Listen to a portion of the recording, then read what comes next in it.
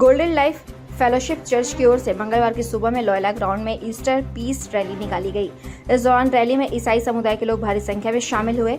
इस दौरान शांति का संदेश देते हुए हाथों में संदेश लिए तख्तियां लिए रैली में लोग चल रहे थे। लोयला स्कूल के ग्राउंड में प्रार्थना सभा में प्रभु यीशु से गुनाहों को माफ करने की प्रार्थना की गई और दीप जलाया गया।